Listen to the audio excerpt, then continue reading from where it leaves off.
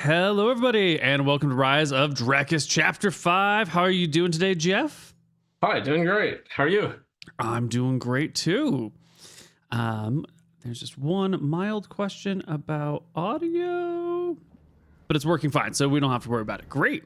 So, here we are. Last time, we had quite the little adventure running around, not quite going to the island yet, but getting all of our groundwork done, sorting out who has been a player and what's been happening in the Spice Islands and the Shallow Sea over here.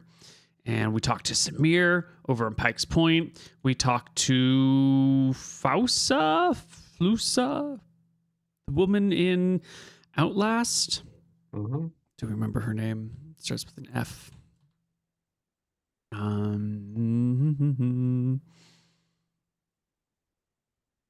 Fusan. That's right. And now here we are. I think we're actually in Outlast right now and thinking about moving on. So what is the plan? Yes, I believe the plan. Make some final talks to Fusan. I think this is the day after the festival. Mm-hmm. On heading out to the Spice Islands if she thinks they're the particularly good spot on the islands to land. Well, which island would you like to land upon? Because there are many islands in the island chain. Yes, I remember we last time landed on the southeastern island, the one close to Cocksport, and they had implied that there would be more going on the main island, which I imagine is that one with the volcano on it. So I'll ask, where are the main towns or villages on Embershore there? Yes. Well, you will learn that Volutin is the town right here on Embershore. It's the only town of significance in all of the Spice Islands. There's a bunch of villages scattered everywhere, but this is a proper town. It's on the north side, underneath the volcano, in the shadow of the volcano, we would call it. Mm-hmm. It doesn't have a proper harbor, but it's got like a little dock that goes out into a little shallow sea. You couldn't put like a big ship there, but judging by the size of the boat you're traveling around on, you should be able to get there. Or at the very least, they could put you on a rowboat and send you to their tiny little dock. Yeah, so to this family's Tolik family's knowledge, no boat has docked here for last few months on Volutin's shores. I don't think they have that information. Yeah, they don't know who would be coming and going. They don't like keep a ship in the harbor to watch, and there's no radios to report back. So there's just, it's out there.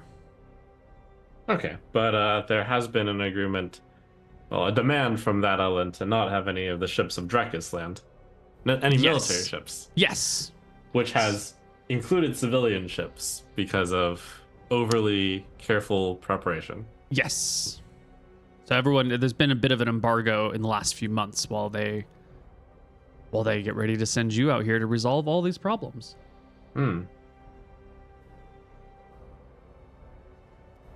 Well, I guess it's time to set off there, and in order to not raise too many alarm bells, I suppose the two of us being Vincent and Verdrin, will have the main boat sail somewhat nearby, but then we'll drop us off in a rowboat to row onto shore from a ways out. I'm not that familiar with distance on sea, but maybe a few hours out, like basically as much as so the main ship isn't seen.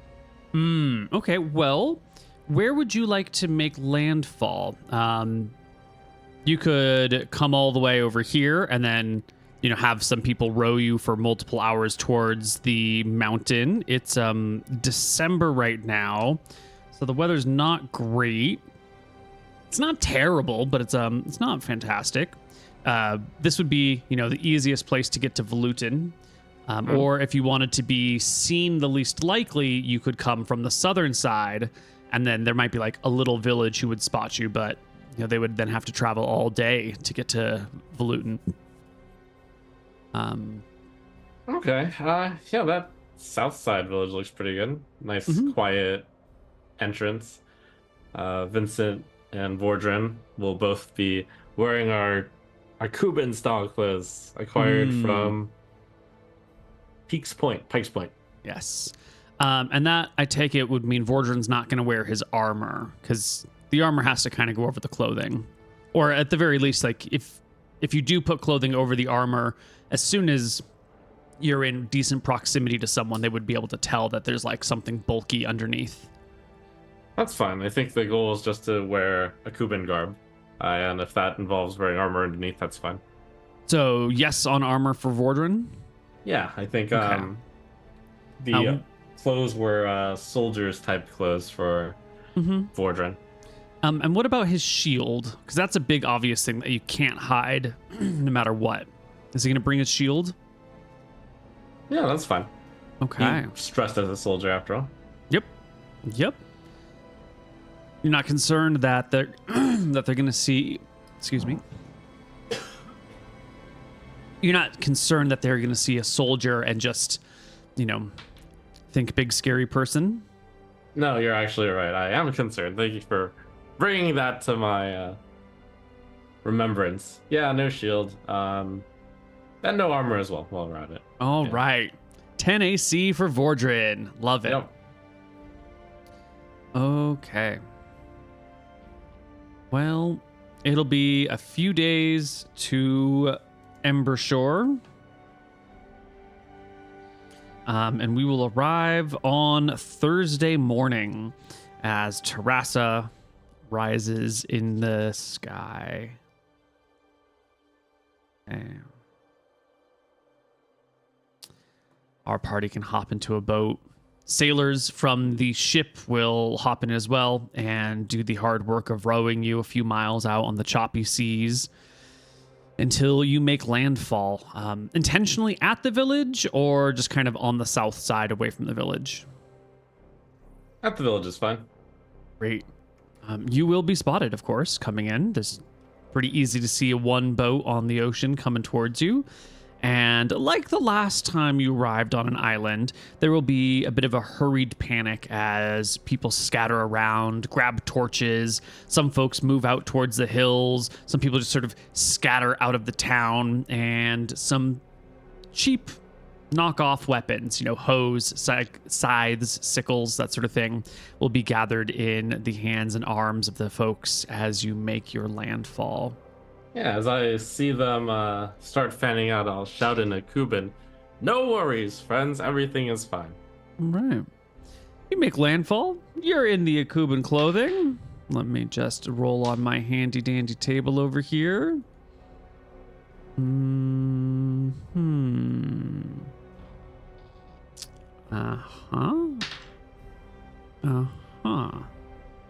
Okay. You land at the shore in your Akuban clothing. Vordren with his sword belt on, but no armor. You with your spell components.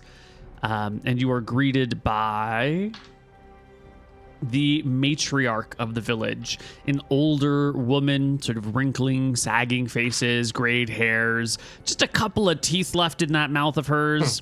And she'll shuffle forward in the sand, hands behind her back, and give you a slight bow of the head and say, "Oh, it's not often we get visitors on this side of the island. Hail, strangers." Yes. What language is she using? You shouted in Akuban. She's using pretty broken Akuban, not particularly well accented. Okay, I'll give her simple Akuban responses and say, "Hello, we have come to visit from all the way from Peaks Point. We tasted your delightful spices and wish to have even more." She nods. Why all the commotion? I gesture at the people running. Are they still running off to the side? they've moved off to the sides and now they're waiting for some sort of sign. Like, is this the moment that we burn the island down, or should we all come back? They're hanging out, eagerly looking from a distance, up on the hills. There must be some signal that they're waiting for, one way or the other. She'll take a moment and consider your words and say, Idria, and just kind of nods. Idria. Hmm? Yes, we would like to see Idria. Ah, yes. And then she'll turn to one of the local village kids and say in perfect Drekisian, would you take this kindly gentleman and his warrior to Embershore? Be careful, though, as you walk with them. Do your best to identify if they have any malintent. There might be... Then she looks over at you and tries to judge on your face if you can understand what she's been saying. We definitely can't understand Drekisian. You can, yeah. Do you make it known that you can? No. Okay.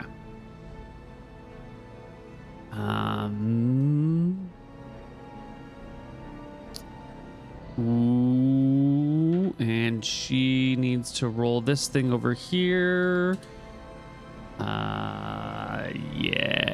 Yes.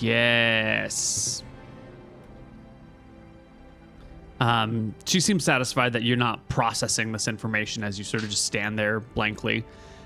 Make sure they're not some sort of spies if you can, and tell Idria all that you have seen, including about the ship, which, from your perspective, you couldn't really make out a ship on the horizon, but they must have seen it somehow, some way. If they're higher up on a hill, they would have a better vantage point or something. And then she looks back at you and returns to Akubin and says, grandson, take you Idria. Oh, he looks very nice. Thank you. She beams with pride. I'll ruffle the boy's hair. Mm-hmm. Yeah, he's like 14, 15 years old. He's got a small hunting knife at his side. And he'll get together with a couple of other people, a couple of other kids, and begin to lead you away from the village along the coastline. And as you go, the old woman tells you that it'll be, mostly a day, like a sunset. You get Volutin sunset. And she'll say that a few times, trying to impress that it's a bit of a walk. Okay. I'll ask her, does the grandson speak Akubin? Akubin? Grandson? She shakes her head. No. Okay. I'll nod. All right. And off into the island we go. Vordran, stoic, silent. But at some point during the walk, he will, when the kid is far enough away, ask you, are we going to be speaking Akubin to Idria as well? Do I think my Akubin will pass that test? Yeah, you're very fluent. Okay. Yeah, of course, Vordran. He nods. And he'll stay nice and quiet. Let's open up our encounter table to see if there's any dangers along the way. I remember Vordran, I don't think we ever rolled on languages for Vordran, but I imagine he can't speak Akubin. That was my impression too. I agree that I don't think we rolled it.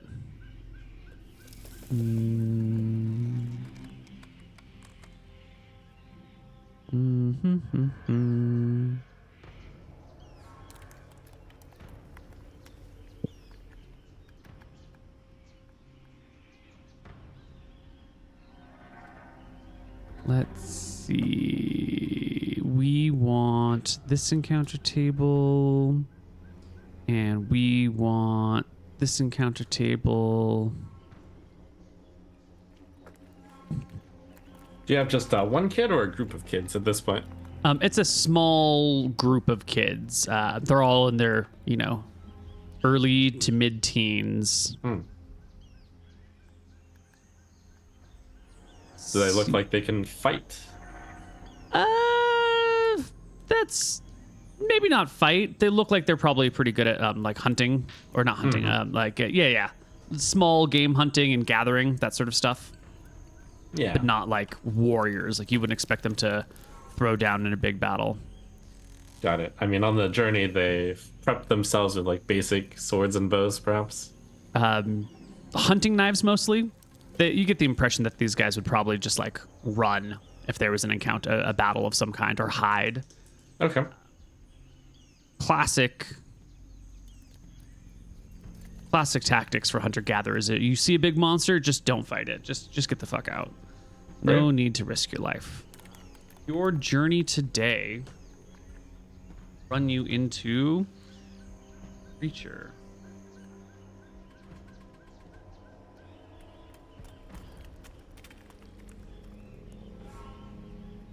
Yes.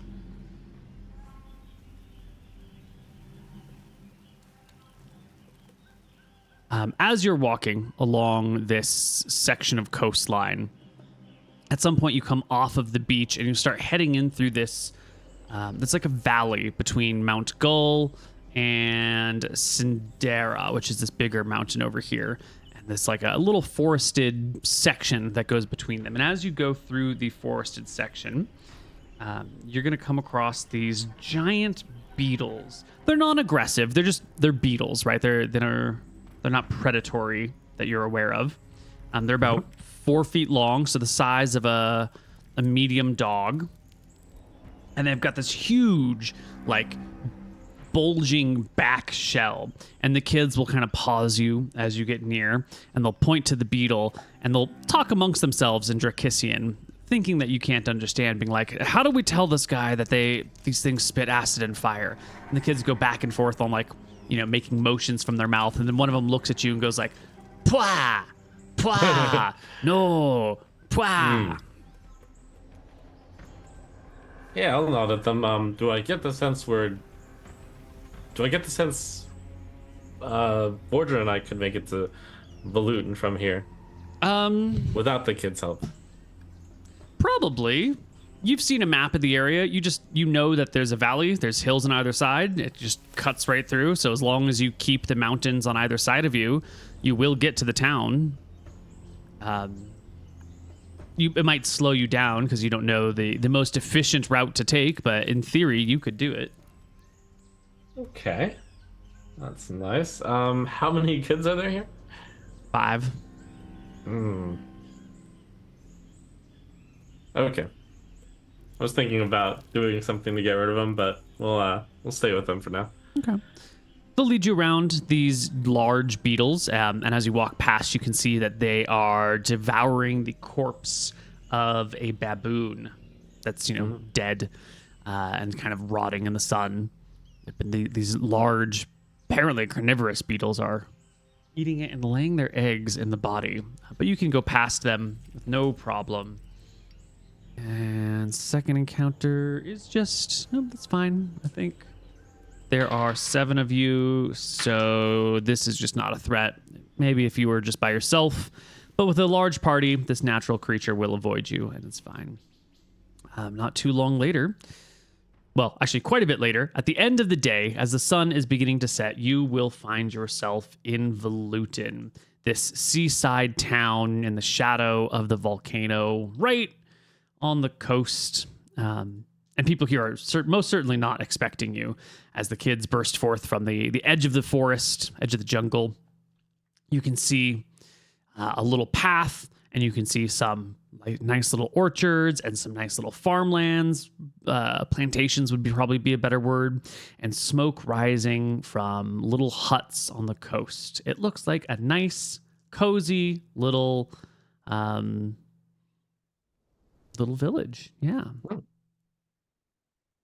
Do I think we've reached Volutin actual, or just that village nearby? Oh yeah, definitely Volutin actual. There's enough of a little urban area here. And there's enough smoke rising from chimneys, and you can maybe hear the distant sound of a hammer hitting something, kind of like tang, tang, tang. So it lets you know that this is civilization, or what passes for civilization out here. Great. I'll keep following the kids. Hopefully they're taking us towards a place to stay at the night. They do. They will bring you into the center of town where there's lots of people looking at you sort of suspiciously, but no one's picking up torches and running around. And the kids will say in Drekisian to those around them, like, we've got some Makubans coming. They landed on the south side. They're here to speak to Idria. Where'd Idria go today? And just kind of asking folks as they walk along where Idria is. And the answer from the locals is going to be that Idria is currently in Congress with Brimstone. And that, you'll have to wait until Idria comes back. And the kids are like, when's that going to be? And the adults nearby say, we don't know. Maybe a couple days? And the kids are asking where they should put you up. The adults ponder amongst themselves, but decide eventually that there's an abandoned, not quite abandoned, a house that has lain empty since its occupant died. And why don't we just put you up in Brandon's house, they say. And the kids eventually just lead you to a hut, thatched roof, mud brick walls. It's got one small cot in it, a little cook fire spot. Looks like a bachelor pad for a young-ish Spice Islander. And they'll lead you here, and then they'll do the, stay here hand motion. Yeah, I gesture. If they need a place to stay, you can stay here. But No. Okay. No. And they just plop you down in this hut and head off into the village to do whatever it is that these kids are going to do. Leaving you in Embershore, successfully infiltrated. No one the wiser. That was easy. I assume that I haven't seen any obvious Akubans in town. Nope, not a one. Just the local Spice Islanders. Okay. Is this where I think that most of the spice trade from the island goes off to? Definitely. Yeah. Did I see any indications of where spices were being shipped off? There is a little pier that heads out into the water, which would be the exit point. And you do see there's a all of the huts here have a little hole in the top, which smoke rises from because you've got campfires, cook fires that burn pretty much all day long since they're a bitch to restart. And you just kind of keep your fire burning and the smoke rises, and it's winter time, so it's a little bit chilly, so everyone wants to keep warm. But there's a hut with slightly different construction. It's a little bit wider than the other ones. It's a little bit longer, and it doesn't have the smoke chimney section on it. And also it's it has shutters, but all the shutters are closed, whereas all the other huts have open shutters to let the daylight in so that people who are going in and out can see. But this one hut has a closed door, closed shutters, and no chimney, which makes you think it's some sort of supply depot or storage space, or maybe a temple, but there's no signs of gods on it. Some sort of utility building. Well, Wardren and I will rest up for the night and then plan to head there in the morning. All right.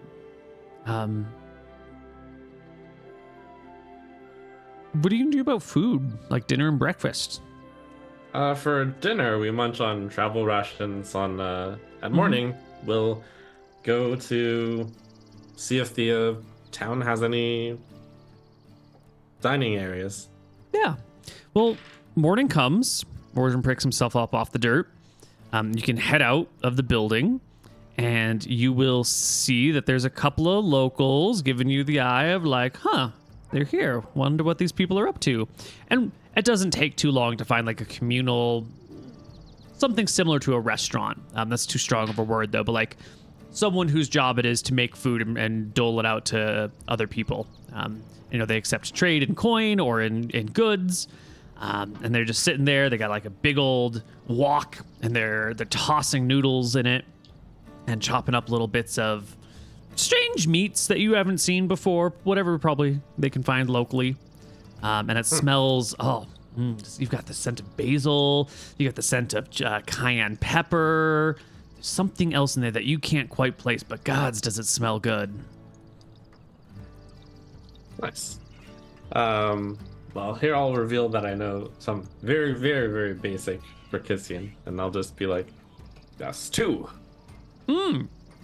Yeah, they will serve you up 2 dishes in ceramic bowls, and then say, yeah, a silver each, please. And then she'll do 1 and 1. Yep, I plopped down 2 silver. Excellent. All right. This food is delicious, sir.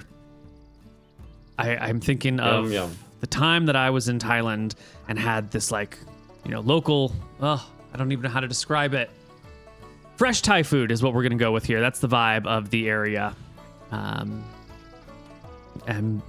you're just hanging out in the village. You get your breakfast.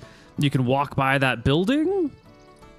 Nice. To be polite, I give, that over-exaggerated After we've had our fill, we'll go walk to that building. Yeah, you get to the strange building. There's folks in the streets around, but no one's bothering you or talking to you, really. They all think that you can't speak. Yeah, great. I'll just... I'm going to take advantage of my foreign tourist status and just go right up to the building. And perhaps enter it if I can. The doors are shut, the windows are shut, but they're probably not locked, judging by the level of advanced technology in this area. It's probably just a shut door. Cool. I'll open it.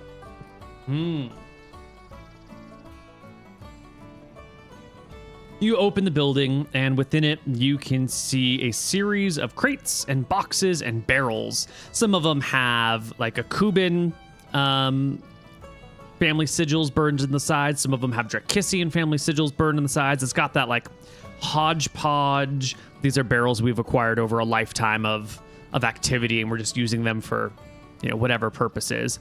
But as you're looking in, someone will hurry up down the street in bare feet and tap you on the shoulder and be like, no, you can't go there. No go. No go. You can't do that. I Not for you. gesture at the Akuban crates, and say and respond in Drekisian, this Akuban crate. Very good. very, very good. No go. And then he'll politely like reach past you and try and shut the door. Yeah, okay. Did I get to see any spices in there? Give me a perception check.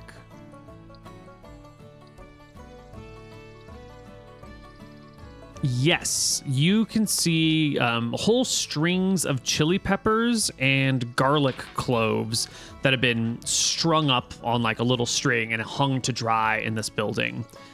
It'll take some time, usually months, to really dry out properly, and so they're just the rafters are lined with chili peppers and garlic hanging down. Great. Well, I'll back out and say, "Oh, okay." And I guess we'll just head off to the dock just to chill. Yeah, you can head down to the docks. It's quite nice. There's not much going on down there. There's some fishermen out on their boats doing their own things. There's some people repairing some nets, someone fixing an old boat. It's just a little... I'll try to talk to who I would I'll try to go up to who I think the harbor master would be. Yeah. It takes just a minute to look around and be like, this place has no semblance of a harbor master whatsoever. This tiny ass town, nada. I think about how they would ship their spices out and the logistics involved in that. As a master of administration, I should be able to figure this out. Yep. There's a pretty clear and well-trod path from the warehouse down to the shore here, down to the pier, and it looks like you would just haul by hand crates down. There doesn't look like there's any wagon ruts, and you haven't seen a single wheel, except for maybe a potter's wheel since you got here. So things would be hauled by hand down to the dock, hand loaded onto probably rowboats, judging by the depth of the water here, and then rowed out to some ship waiting in the harbor. Okay. I try to find who the merchant would be in charge of selling this good. You've got bureaucracy and administration. Yes, this is where it pays off. You're familiar with how these things would work, what sorts of signs people might hang on doors, or how you might, physically position your buildings to one another. And pretty quickly you find that same young gentleman who had told you not to go into that building earlier, he's got a house just across from the warehouse area, and has also got a nice view down to the beach. And judging by the little what do you call the doormat? That's the word. Judging by the doormat, which has, woven into it a series of golden coins and silver coins and a series of little crates, you think this guy is probably the equivalent of the exchange commissioner or the merchant or whatever overly fancy word. This guy is probably the one who's in charge of overseeing the distribution of goods. Okay, great. We'll go up to him and I'll chat him up in a Cuban. I'll start with hello. We come all the way from Pike's Point, having eaten your delicious spices, and see if he recognizes a Cuban. Absolutely, he speaks mostly fluent but still accented Cuban, and I'll say, "Oh, well, good friends. I'm glad I should have tried this earlier. My apologies. That building is a warehouse. It's off limits. But welcome. My name is Zen, and welcome to Volutin. The children that you came here with yesterday said you're looking for Idria. I'm so sorry to tell you that he's not available right now." Oh, that is a shame, because we come to visit our fellow friend. I kind of am using a gesture, or I'm looking to see if he finds that unusual at all, or if he kind of accepts that Idria is probably a Cuban. He seems a little perplexed. You're friends with Idria? Of course, he comes from the same land as us. Was it not obvious? He's never spoken of any friends back home. What are your names? Vincent and Vordred. Vincent, Vordred, nice to meet you.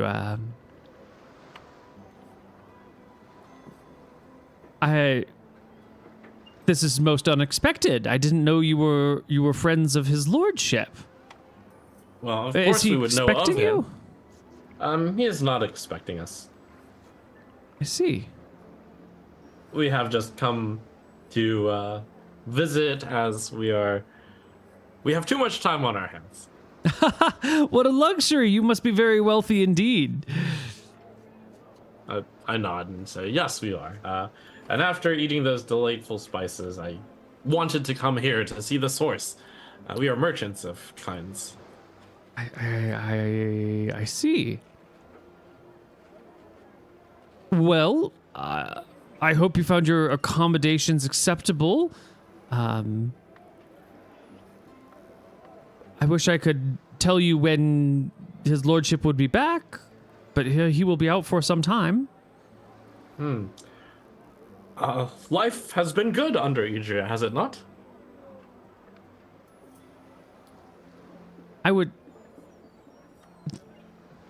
The future looks brighter than ever, he says delicately. Good. Yes, very good. Very good. Please, have a seat. Let me get you some refreshing beverages. I would be most ashamed if I treated the close friends of our Lord poorly. Thank you. Motion to a table, and he'll send someone off to get you some coconut juice and plop down next to you. Soon the coconut will be brought back. It's spiced with, or mixed with a little bit of vanilla extract. So it tastes sweet and goes down easy. And he'll say, "Well, tell me about if you don't mind, your worship, what is the proper form of address for you?" Oh, no need to be so formal. I am just a wizard. This is my bodyguard, and we, of course, have some magical background with Idria. I have some magical background with Idria. Are you also servants of Brimstone, fire incarnate? He says, like with a look in his eyes and a hopeful tone on his throat. I am not, but perhaps I could become a student of Idrias and become an acolyte. Yes, my daughter is studying under him right now. Oh, that is a most promising position. Yes. Is your daughter in town, or is she with him right now? She's in the tunnels with Lord Idria presently. Could you show me these tunnels? Am I welcome to walk through to visit Idria myself? I assume any friend of Idria's would be more than welcome, but it's not my place to say. I am but a villager here. I am not. I'm not part of any order of the mountain. Oh, who would I go to see to get access then? I think it'd be best to wait for some days until someone comes down out of the tunnels. Yes, it's quite a sacred space. You see, only those who have been accepted by Brimstone may enter the tunnels. Okay. Is there any marking to note that you have been accepted by Brimstone?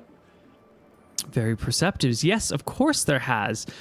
He points up back of his wrist.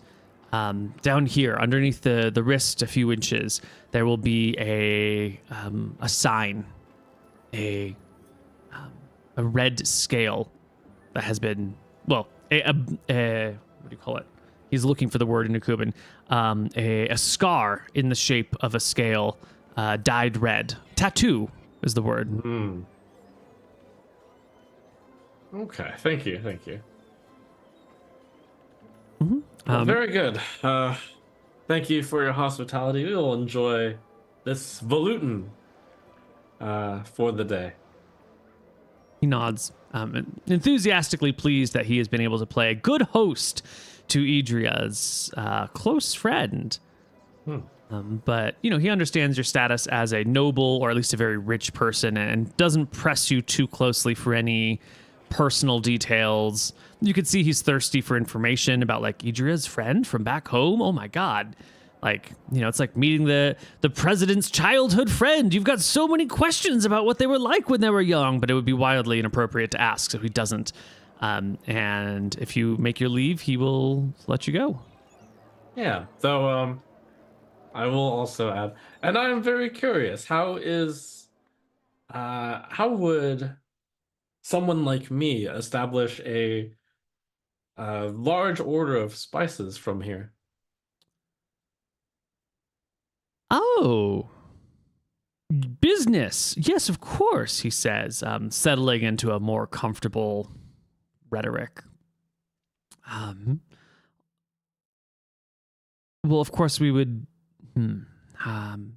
We've only been dealing with one individual. They have placed large enough order to account for everything grown this season. But if you would like to place an order for next season's crops, we might be able to make things work, especially if you are happy to outbid our current distributor. Well, maybe not outbid, but perhaps share. It's good to cut out middlemen, as you know. I'm going to try to gather the name of this guy buying him without not knowing, without giving away that I don't know who it is. Is a very difficult trade competition. Yes, it is. But our our client has gone to great lengths and fronted good sums of money to have a monopoly on what we have to sell. Yes. Oh, this monopoly. It is simply not fair. Maybe not for you, but for me, it's very profitable. Wouldn't you have more money if there was competition and your goods got bid up? Yes, if you would like to pay more, I can make this work. Yes. It is good that you no longer sell to Drekis. Yes, his face darkens. Yes. They are selfish. They do not care about us. Which I understand. I do not care about the Wicker Throne. But they ask for money. They do not provide protection. So no more with them. Now, life is good. No need to pay taxes to anyone? Yes. Can I inquire? Oh. Well, yes.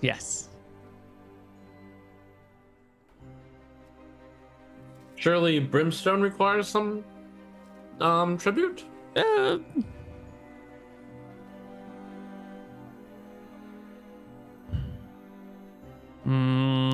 Brimstone, Idria together combine and protect assets. Oh, and all villagers get to keep assets. Yes. Wow. Fantastic life. Life is good. Yes. Yes. Yes. He nods. There seems to be some sort of like shadow that he's not quite saying everything, but for, simple pleasantries, he's oversimplifying. Okay, great. Well, I'll thank you for your hospitality.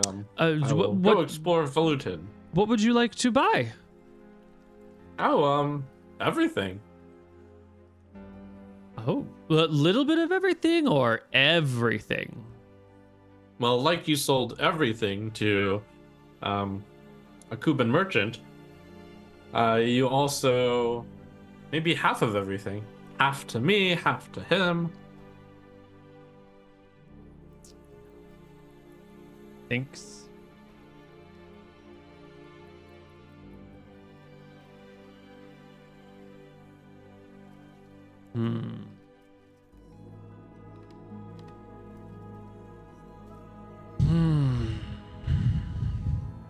It is good to have diversity of buyers. Otherwise, in case one buyer go away, that's a big problem for the island. This is true. You are a very smart man. Yes. Hamza has been good, and Hamza is reliable, but people die, people get old, ships sink.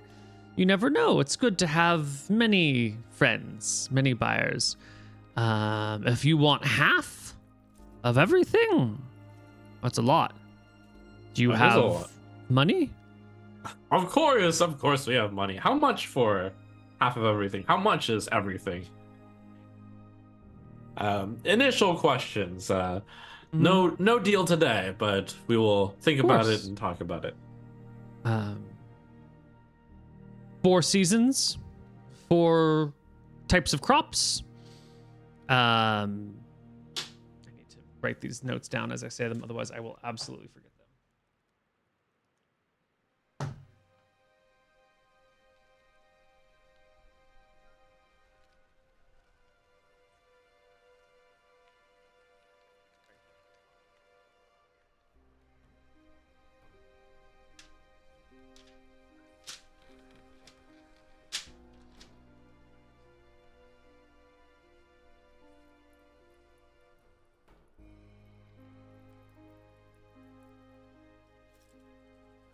Winter crops, everything, all winter crops, 5,000 gold. Spring crops, 3,000 gold. That is for the half of everything, right? This is everything. Oh, okay. So half of everything would be half as much. Yes. Summer crops are 7,000 gold, and fall crops are 10,000 gold. He says, and this all islands together. Is that how distribution works? All these spice islands bring their crops here, and then Yes. Yes. Very convenient. Yes. Idria buys from all other islands and sells to other islands, and we collect all eggs in one basket, and we sell all together to single person. Very easy. Let me take a note of that name. So Hamza just brings in one ship every season, or more than that? One ship, one season. Okay. Yeah. Hamza will, of course, not be pleased to learn that I may be competing with him. So I will have to smooth things out with him before we can pen a deal, of course. You know Hamza? Of course. Who doesn't know Hamza? Okay. He seems satisfied.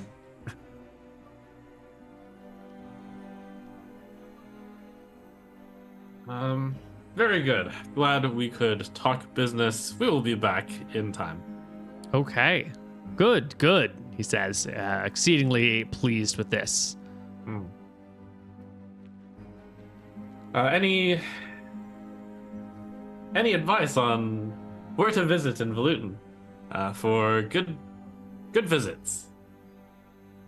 He'll tell you that there is a really nice cliffside. If you walk down the coast, if you take like the left side and head towards Mount Gull, there's like a little cliff that you can climb up on top of, and it overlooks down below, and there's these like really nice rock formations down there. And when the waves are just right, it shoots up these big geysers of mist, and if you get to the right spot on the cliffs, you can just like get the mist in your face. And it's very, pleasant and refreshing, and it's got a nice view of the coast and everything. Nice. We'll go there.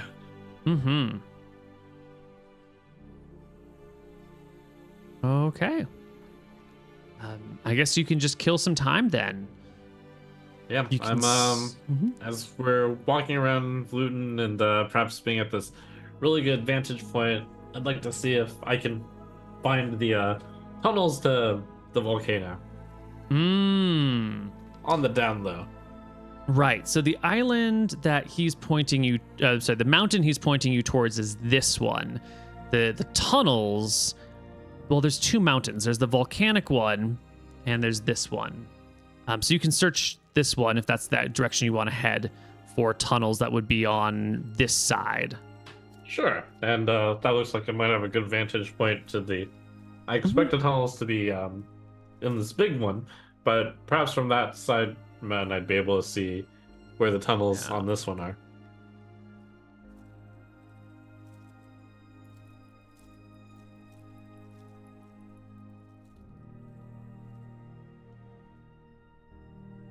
All right. You head out to that side.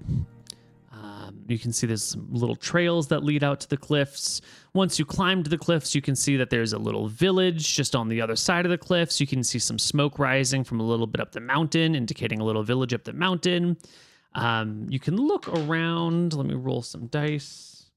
Ooh. Okay. You don't see any tunnels on or around Mount Gull. But there's also enough like trees and bushes and grasses that it would be pretty easy to miss them. And then looking the distance towards the other mountainside, there's no like large gaping tunnels anywhere. But again, not mountains, trees, bushes, grasses, it would be pretty easy to not be able to see something from 5 miles away.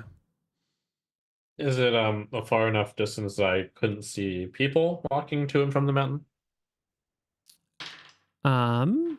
If there were people in open space, you might be able to make out like a dot of a person moving, like not any details or features. But also they could be easily hidden by, depending on the path, by trees, bushes, grasses, the hills themselves, rocks. Yeah. Okay. Yeah. But you can get to the cliffside and look down. You get the spray in your face. It seems pretty safe here. No one's bothering you. No one's following you. Your cover seems to be pretty well established. You're not being tracked or trailed or assaulted, and there's no one threatening to set fire to the plantations.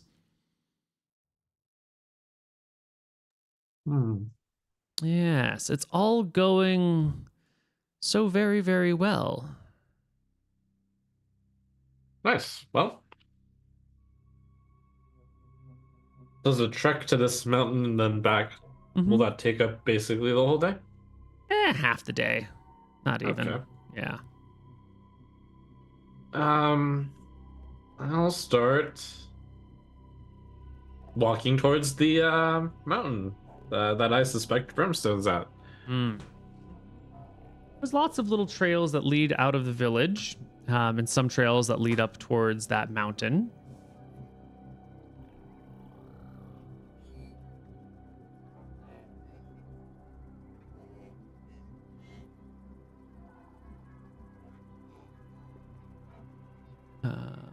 I guess basically start heading down them. The goal is to find people. Yeah. Well, it doesn't. And or the tunnel. It doesn't take too long until you walk along a trail, and you just keep heading on the trail that goes up the most. So the ones that lead towards the mountain, not the ones that lead off and away.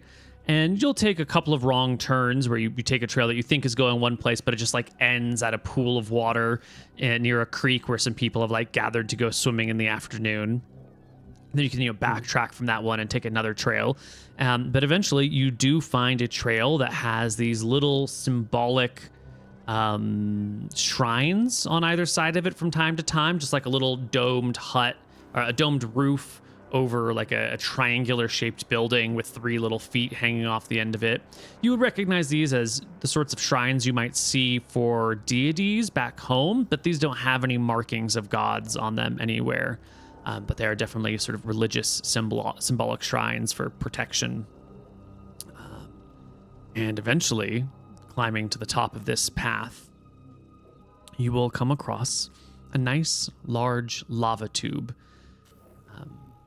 It's maybe... Those shrine carvings might be hard to tell, but would I be able to guess that they were done within the last year?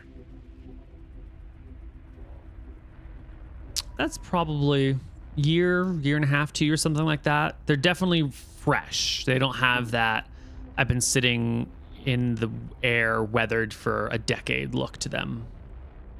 Okay. Yeah. Would that timeline line up with when Idria came, or is that like even beyond him? The Venn diagram has significant overlap. Okay. Yeah. You can get to the top of these. You find the large lava tunnel. It's maybe 8 feet across, and maybe 7 feet high. So large enough to walk through fairly comfortably, but don't jump in it or something like that. And posted outside, there is a single ceremonial guard, a person wearing chainmail shirt. They have a wicker shield that's sort of like long and like a double teardrop shape, like pointed at the top and bottom, very tall but not very wide, made out of woven branches or reeds. And they carry a spear in their offhand. So a real mixture of like local shield, fancy armor from the mainland, and then a pretty decent spear. Like it's got a steel tip on it, so that's really fancy because everything here is like a Bronze Age society. Okay. Yeah.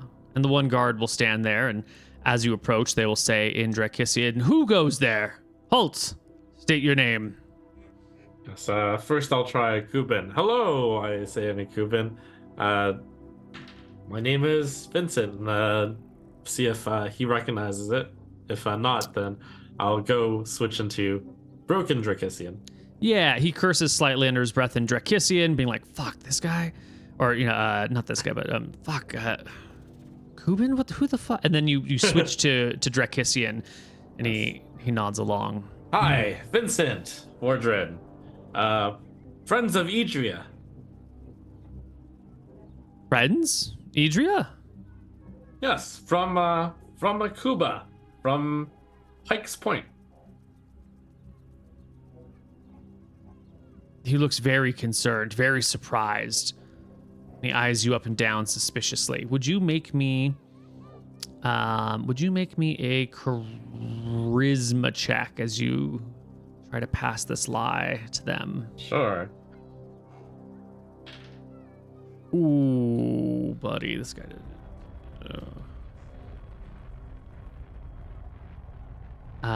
You do not pass. You barely do not pass, and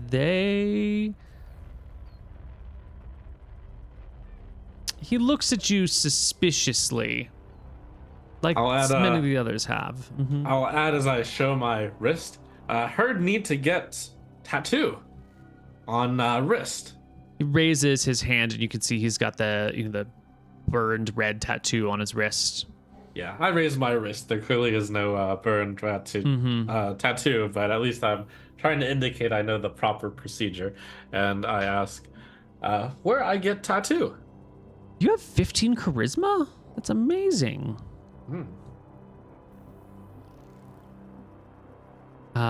He seems to believe what you're saying. Like, this guy has showed up and he wants to join the cult, and he puts his hand up and he goes, slow, very slow.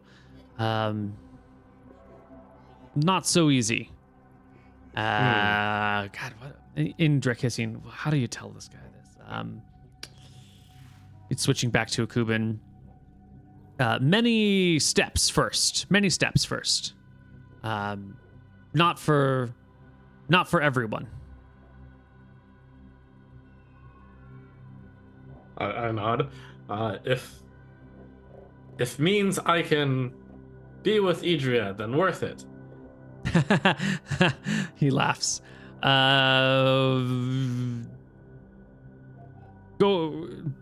to village. I tell.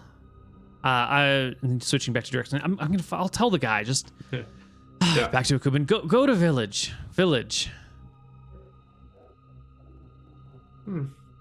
Okay. So he's just standing in front of a lava tube entrance. There's no other security. That's it. Just the one person in chainmail with a shield and a spear. All right. All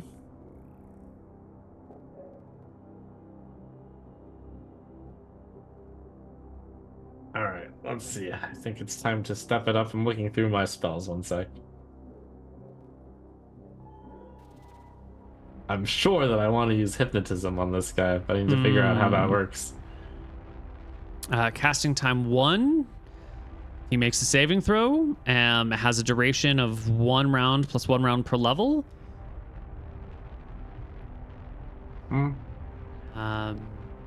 Yeah.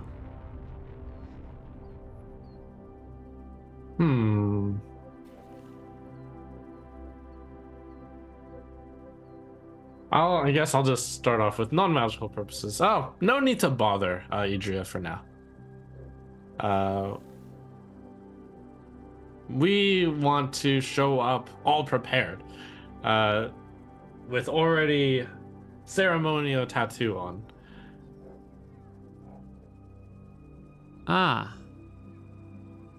He nods a few times. We want to impress him.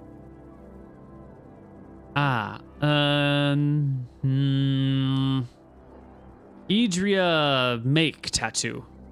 Oh.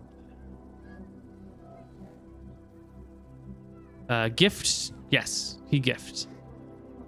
No, not gift. Fuck, what's the word? It's not gift. How do you say earn in a Kuban? Idria, decide when. Okay. How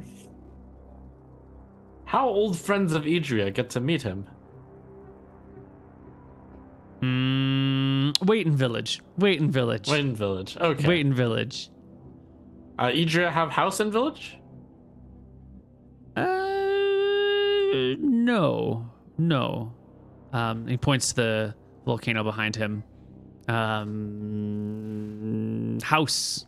Mountain house? Lava house. Yeah, mountain house. Okay. Now that I have a good look at this tattoo up front, do I as a wizard have any idea how a wizard might mark, or perhaps some sort of magic might make these marking? Absolutely. There is a spell called Wizard Mark, where you can leave your mark and some other characters if you want. But when you put it into flesh, it sort of fades away over time. The other method would just be standard, ordinary tattooing with, a needle and ink. Or a pointy stick and ink if you're at a really lower tech level. Yeah, I'll think back to Scar's comment. It seems like he implied that Idria himself did it, so I would guess that this would have been done with magic. And you just described Wizard's Mark as it would fade away, and this doesn't look like it's the type that's fading away. Yeah, let's see. Wizard Mark. It can be cast on a living being. Normal wear gradually causes the mark to fade. So it's unclear exactly how long it will last. Okay. But I get the sense it could just be Wizard Mark. It could be Wizard Mark. Yeah. Gradually causes the mark to fade. Living normal wear. I don't know. I imagine that would mean it would last for like the same duration that a really good sunburn would last for, which I guess that doesn't apply to everybody. But on me, if I get a really good sunburn, like once upon a time, many, many years ago, I was at the beach with my friends, and my friends drew a smiley face on my back with sunscreen when I wasn't wearing any sunscreen, and it was there all summer long. It was very obvious to anyone who was standing behind me. And I just had a big smiley face on my back for the summer. So I imagine a Wizard Mark would probably last for about 3 months-ish on a person. Less if they're, being roughed up all the time. More if they're really gentle and sensitive and doesn't do anything to their skin. I guess I'll chat him up on knowing that background. Idria need to mark you every few months? No. And he takes his spear and he pokes his wrist with his spear. Not enough to hurt, but tattoo. Oh. And then he'll do a scraping, just a poking, but a line drawing. And he'll bring his wrist, put the spear, lean the spear against the rock wall, disarming himself temporarily, and bring his wrist close enough for you to see it. And you can see that it's not just inked, it's also scarred, using scarification to repeatedly cut your skin and then let it scar, and then cut the scar and let the scars build on top of each other over and over again. Yeah, I say, wow, Idria do this himself. Idria gift, old woman make. Ah, okay. Yes. But first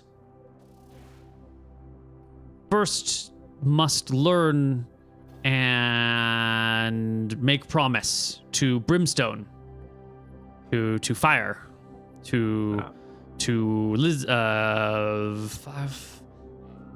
How do you say flying lizard, dragon, and Kuban? Dragon. Yeah. Same word. Dragon. Yeah. Okay.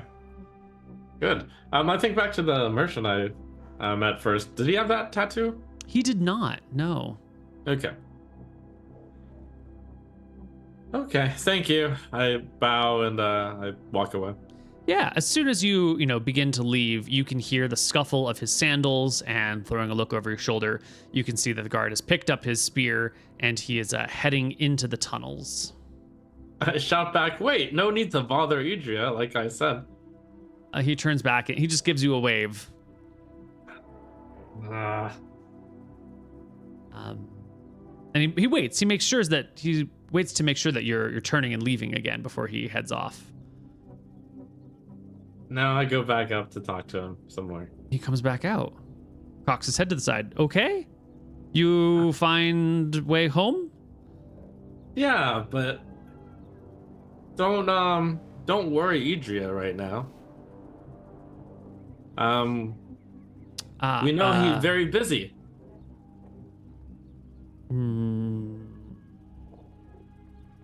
Guard. Tell Idria what I see. You friend, it okay. Then might as well bring us too, if you're just going to tell us we're here.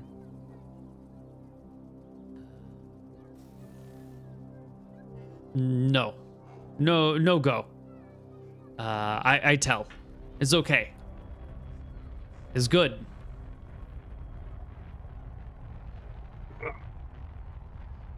Yes? I do it through gritted teeth. I say, yes. Let's Good. see. Hypnotism! As I stare into his eyes. You stare into his eyes. You begin to cast hypnotism. You're saying words he doesn't understand. It's another language. Oh, but I'm I think, doing this in Drekisian. Oh, excellent. But like the magic of the spell is what I mean. Right. Yeah, and then I think partway through, he begins to realize that something might be amiss. Now, he's looking in your eyes, which gives him a penalty on his saving throw. So I will roll a save. Ooh, it's right on the border, but it's a penalty of 2, which means that it is indeed a failure because he's staring into your eyes. You can give him a suggestion. These are clearly friends of Idria, and they don't want you to bother him or report this, so you shouldn't. Simple. That's a brief, reasonable sounding request. He nods and goes, okay. Yeah. They don't need to be bothered. Great. I smile and say, very good. Bye. Okay. And then we turn and walk off again. Excellent. Why don't we take our first break right here, and when we come back, we will see what is going to happen. Catch you on the side of a break.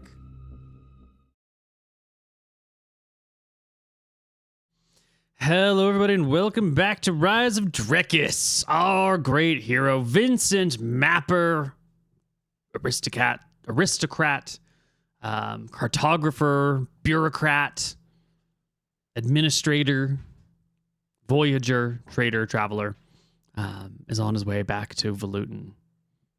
Mm-hmm. All right. Well, we get back to the shore side, to the cozy little village. Were you what? Wait? Hang? Yeah, I guess we'll have a nice meal at the communal dining place in town, and then I will get a sense of how the villagers are doing under this new guy's rule. Well, you know how when you went to that other island, they definitely looked like they lacked for certain supplies. You don't quite get that vibe here. That guard at the lava tube had chainmail. He had a steel-headed spear.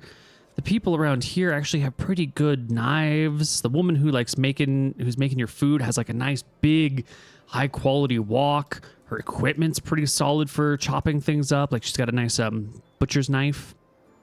There doesn't seem to be a shortage of like rope, which is something that you kind of need a specialty building to make rope. Doesn't seem to be a shortage of linens or sheets or anything that you might expect needs to be imported to this area. In fact, it does seem pretty they're doing better than you would have thought. Okay, I'll just chat up a random guy who looks like he might be more towards exploratory guy, and I'll say this in broken Drekis, and I'll say this wonderful island. Other islands this good? Oh, yes. Yes. All, yes, yes. I mean, we best, but very good. They're Oh, you're speaking broken Drekis, and he can speak in Yes. full Drekis. He's like, yeah, everyone out here is doing pretty great. The Spice Islands are lovely places. The weather's good. The ocean's good. Great food. You know, it's a lovely place to visit. We don't often get many visitors out here. In fact, it's pretty rare. Everyone's been staying away. What are you doing here? How'd you get here, friend? Yes, I say, what a shame. Great place. Me, friend of Idrias. Come from Pike's Point. He looks astonished. A friend of Lord Idrias? And he like Yes. takes a couple steps back and gives you a polite bow before standing up again. I did not know, sir, switching to like honorifics. Please welcome to Volutin and Embershore. Our home is open to you. Thank you. Study magic like him. You ever see Idria cast spell? Certainly. Oh, like what? I ask, interested. The classics. He's blinded our enemies. He's shot fireballs into the sea as a demonstration of power, hurled minute meteors, and an enemy ship, a ship from the Red Coast came by recently, to raid us, and he ignited all the arrows of our archers Wow. on fire, set aflame their ships, let them burn to the ground. Levitated Wow. one of the enemy. They came ashore. They waded through the water after their ships had been burned, spear in hand, ready to die fighting. With a single word, Idria brought him up and lifted him into the sky, and he just lifted up and up and up until we could see him no longer. And then he fall. I kind of try to finish, but Yes. oh, Much, much, much later, bam, splat, dead. wow.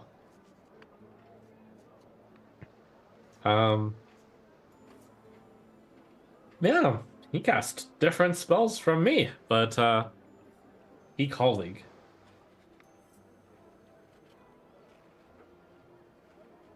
Well, honored guest. If there's anything I can do to make your stay in Volutin easier, please let me know. I nod. Thank you. It's good. This very hospital island. Thank you. You're most welcome. And I finish off my meal, and Wardra and I will retire for the day. All right. As you're just kind of killing time and waiting, you will hear some sort of cheers at some point in the evening, and you can kind of poke your head out a window or a door frame, and you can see coming down that same path that leads up to the mountain is a little procession of some folks. Looks like mostly youths, people between maybe 15 and 19 years old, that are coming down from the mountain, all dressed in these like really nice, like velvety looking robes that are red with gold trim. Ooh, I'll join in the observers, spectators.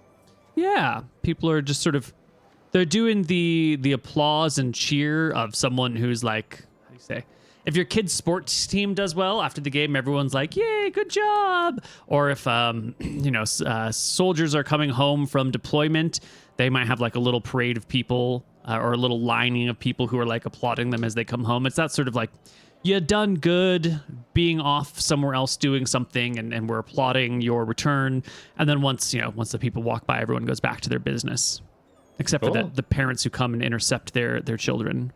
As the kids are coming down, I guess I'll take particular note to see if the kids are triumphantly showing off some tattoos on their wrist. I'll see if all the villagers around have these tattoos on their wrist. The people who are coming down from the mountain all have tattoos on their wrists, but none of the villagers. Well, maybe. Roll me a perception check, please. Yeah. Does it look like they were freshly received, or perception? Oh, I think with that perception check, you'll notice some tattoos on the wrists of these kids, but their long sleeves block you from getting a good view of it. And the people who are waving to them and applauding, you can see that, their sleeves drop down far enough that you can see wrists, or actually it's kind of it is winter, so they got sleeves. You would see that basically none of the villagers have them. There's one or two folks in the village who, as they're applauding, you can catch sign of a marking. Mm-hmm. Okay, cool. I guess I'll ask a random bystander next to me as I wildly cheer and applause. What we cheer and applaud for?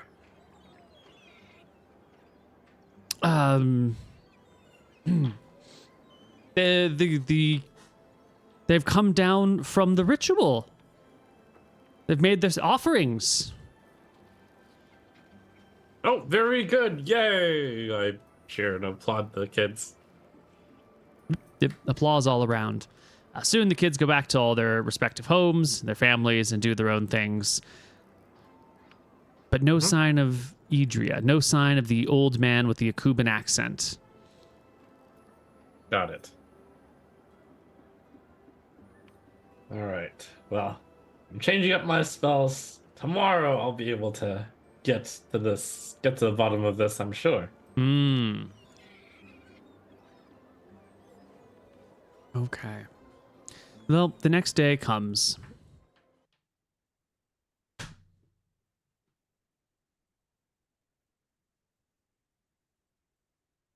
It's Monday, the 15th, the day of the full moon, and you wake up refreshed in the morning. You can spend some time switching out your spells.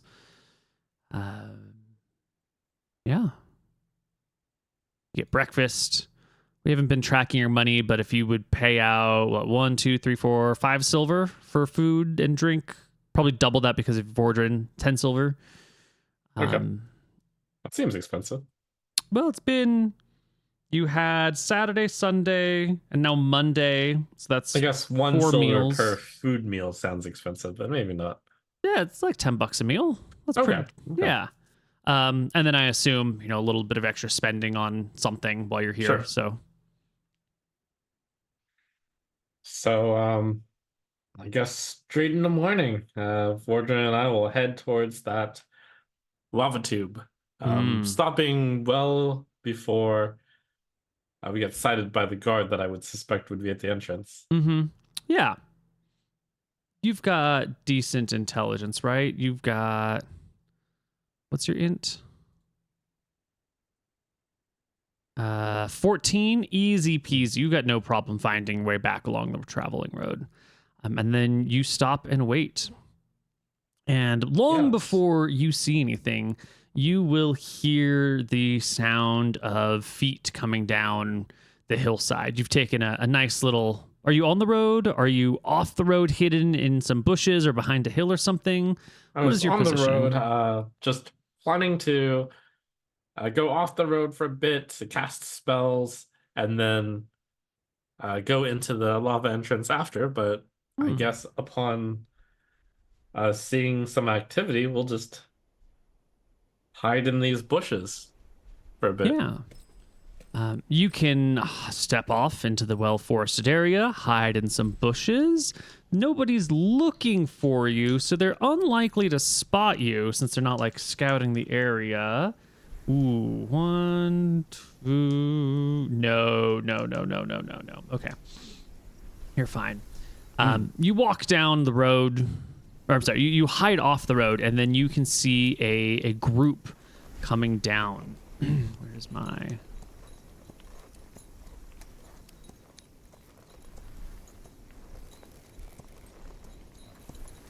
Yeah. Coming down the mountain is an old-looking man leaning on a stick.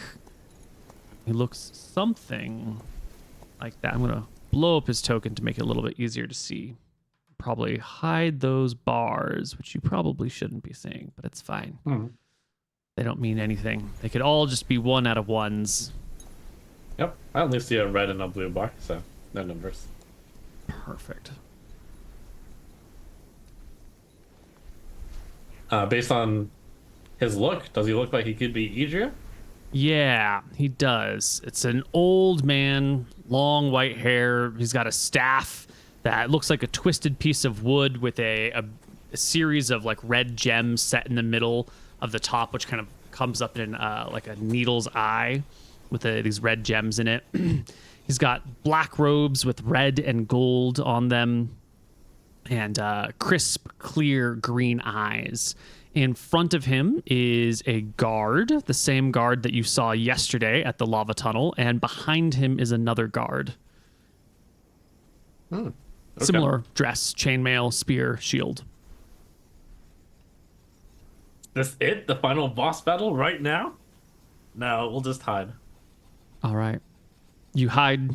They walk past going down. You can hear the guards. At one point, just down the hill from you, where the terrain's a little bit rough, one of the guards, reaches out and tries to like offer Idria a hand to navigate the difficult terrain, but the warlock will wave him off and make it down, no problem on his own.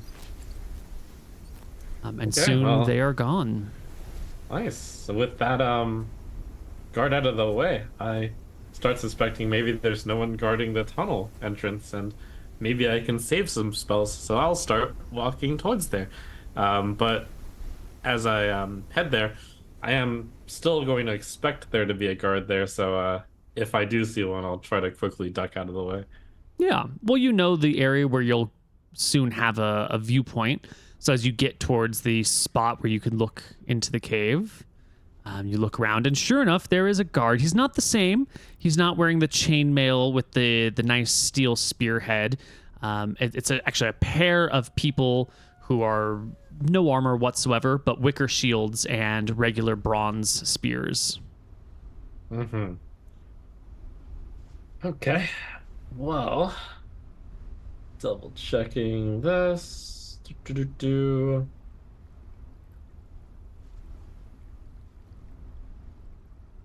How long does this last? Duration special. Alright, well, I will cast invisibility first on Vordrin and then myself. All right, and you memorized 2 of them for the day, I take it? I did. Excellent. Both of you turn invisible. And then we'll walk on by.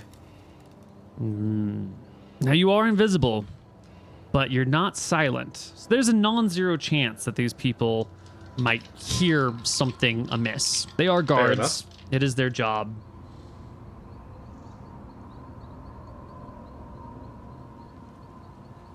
First person absolutely does not. Second person absolutely does not. These dice haven't rolled anything above a 10 in a little while. I need to switch out my dice. Here we go. New dice. Yeah. You can walk right past these 2 people into the lava tube. And you can see maybe the first 50 feet or so, there's still light shining in from the back. But after that, it gets nice and dark real quick. You'll see that behind the guards, there are some boxes that hold torches and lanterns and lantern oil and some fire starters and that sort of stuff. But then beyond them, it is dark. I guess tell Vordrin, grab a lantern, and he'll do so on his way down. The lanterns are in the boxes behind the guards, so I'm gonna need Vordrin to make me a dex Oh wait, check. why am I telling him to do this? I'm sure we have lanterns. I was just thinking they were not directly behind the guards. Ah, We have our own. So do you? Is it on your? Did you bring lighting equipment with you? surely we must have as adventurers. Oh, I'll what's double on your? check. Could be a torch of some sort. Your equipment is empty. How do you not have any equipment? You don't even have clothes. You must have clothes. I figured it was assumed we would have the adventurers pack of some sort. But it matters what adventurers pack you. Did we not equip you with anything? Vordrin also is empty. Oh no. Doesn't he have? I could have sworn. Let me open up our old. Where's Rise of Drekis Chapter 2? Because I think we had your equipment there. Maybe it didn't transfer properly from one character sheet to the other. Let's open up the old sheets. Here we go. Vincent and Vordrin. Vincent has nothing. He has no gear. Vordrin also has... Oh my god, we never equipped you with anything. Oh my god. You say you would have brought light with you. Okay. All right. We'll give you a torch and some sort of fire starter, I suppose. Cool. But next time we gotta make sure you got. All right. All right. How deep in the cave do you light your torch? Past the notice of the guards, so perhaps we'll feel the walls of the cave for a little bit as we go in a safe distance and then light our torch and continue on from there. Okay. You can lose sight of everything pretty quickly, and then walk in feeling your way on the ground, which is quite uneven, holding onto a wall, which is quite uneven, until you arrive at a spot where the lava tube has like descended into the earth well enough that you can't, when you look around, you can't see light from the exit anymore. And pulling out your equipment, knock your stuff together until you get a spark and light your torch. Takes a few minutes, and now the passageway before you is illuminated. Great. We will continue forward until the path branches, and hopefully the path doesn't branch. The path does not branch until after you hit something interesting. Ooh. Yes. It will continue in, like a 10-minute walk inside until there's a carving on your right, where like a room has been recessed into the wall. Not a great room, but a room. There's a small table. There's some makeshift chairs here. There are some sacks of rations and food. There's a lantern that's left on the table, but it's not presently lit. And there are some extra spears and javelins that are stationed around here. It looks like a guard post of some kind. Okay. The guard post is currently not manned, I assume. That is correct. Are there any... I look around the desk real quick to check for documents. No papers here. Okay. From that description, it didn't sound like anything was too important here, so we'll move on. Okay.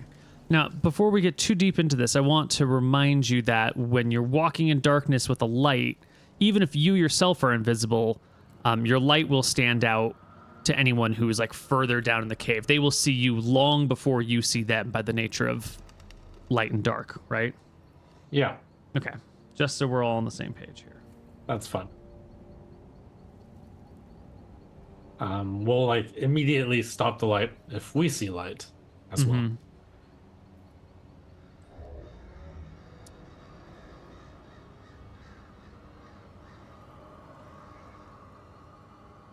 Just drawing out the rest of the map as I need it for a moment.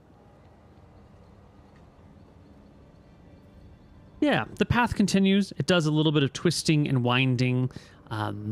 When you do see, like around one of these twists, you can see some light flowing out. There's some sort of emission source beyond this turn. Okay, we'll snuff our torch and then head towards the light. You stamp it out, head around the corner, and the lava tube opens up into a large chamber. It's no longer 8 feet wide, 7 feet tall. It's 25 feet across and maybe 15 feet tall. And this looks like some sort of chapel. There are pews made out of, like, carved out of rock that have been placed here. There is a large, like, dais on the back, behind which is an emblazoned symbol of a red dragon with one eye, and wings coming off of it.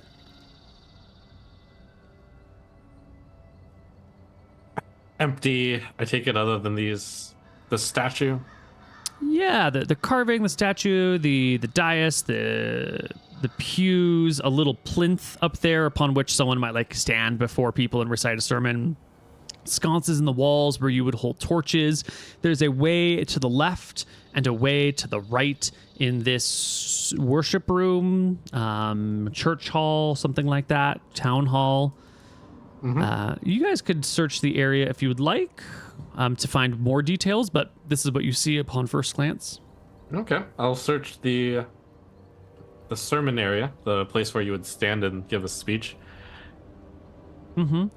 There are indeed some vellum papers, pieces of vellum with notes scribbled upon them. That's not like a full-fledged sermon, but it is like, you know, a bullet point list if you were just trying to, like flashcards, if you're giving a speech, you just need to remind yourself of the points. The points talk about power. They talk about personal responsibility. They talk about good versus evil. They mention freedom versus empire rule. They mention being abandoned, unity, strength, fire as a fire, and then underneath fire, it's like fire for to ward off enemies, fire to cleanse ourselves, fire to feed ourselves, fire to light our way. And then it ends with the bullet point, the serpent. Okay. I'll look for details about if Drekis or Koibu are mentioned. Not in the bullet points. No. Okay. I make sure to return the papers back to proper position, and then I'll take the right path.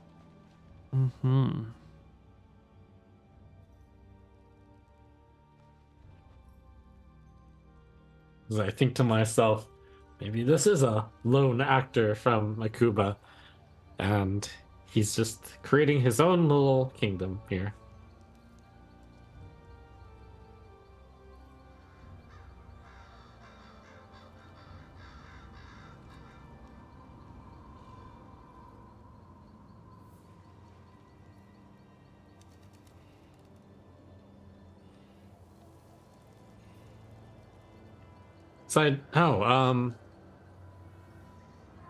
I'll also check through the notes about if Brimstone in particular is mentioned, and remind me of what I know about Brimstone. Brimstone is an ancient red dragon that, according to legend, used to dominate in this area, but was buried underneath a volcano at the end of the last age. And that volcano ended up being this one right here in the middle of this island. This didn't used to be... the end of the last age saw like a ton of destruction in the area, and this used to be something different, and it sank and became a shallow sea. So that happened at that long time ago, and since then Brimstone has been stuck underneath this mountain. And then maybe a few years ago, the island here disappeared, vanished somewhere else. Brimstone was apparently set free, they say, although no one has really seen it, but that's the rumor, is that he was set free and then somehow recaptured and put back underneath the island, which sounds again like one of those peasant tall tales. And then the island magically returned itself, but without any of its people, and then it was slowly repopulated. So it's one of those, like, ancient fables that they say happened really recently, but where it doesn't make a lot of sense, like Pandora's box, where they're like, Pandora, open the box and let out all the evils except for hope. And you're like, wait, so does that mean hope is stuck? Is it good to be in the box, or is it bad to be in, like, what is the lesson of hope being in the box from Pandora? And you can't quite make heads or tails of it. That's what you would know. Okay. Sounds like a lot of malarkey, if you ask me. Do the notes mention Brimstone by name? No. Sermon notes? They Okay. mention the serpent. All right. As a mapper, I'll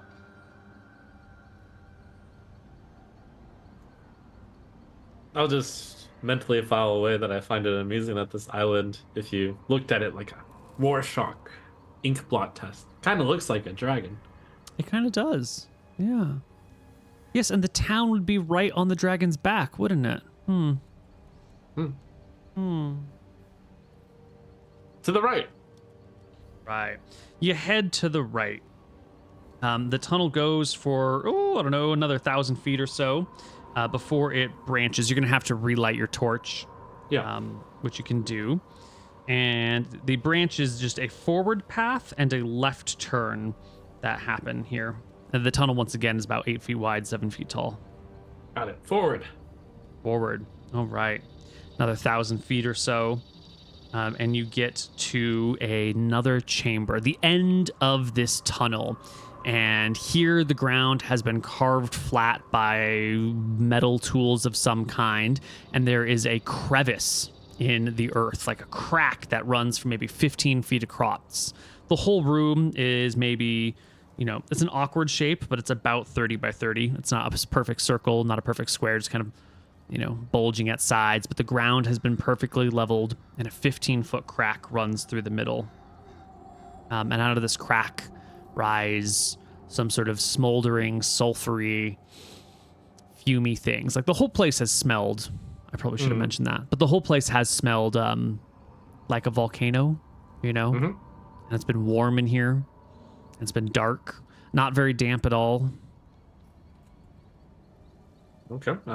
What do I look around the room, shining the torch across everywhere, and I try to discern what the purpose of this room is.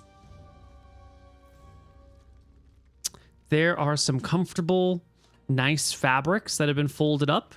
There's a couple of cushions that have been politely and neatly stacked in a corner. There are 5 cushions in here, and there are 5 blankets. Not like, comforter blankets, but like Mexican blankets, sort of like hastily woven. Not hastily woven, but that sort of different texture, that rougher texture on them. You described this as we traveled quite a ways down a path to get here, right? Yeah, you're probably a mile into the mountain by this point. Wow. I guess I'll I look down the crevice to see if I can see anything. Crevice is maybe about yay wide. Like, you could put your head in it if you wanted to.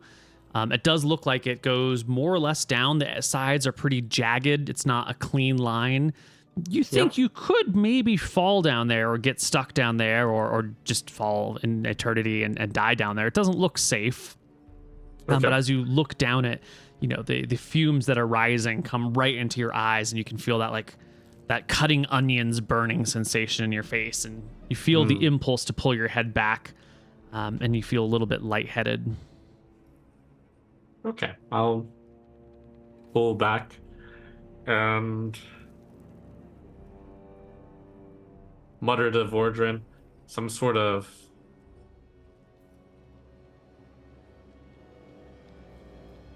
I haven't quite figured out the purpose of the room myself, but I muttered to Vordrin some sort of cultist activity, I'm sure. He grunts, standing by the entryway, looking back the way you came, waiting for someone to show up. Yeah. Well, let's explore some more, and then we'll back out and take the other path. Yeah.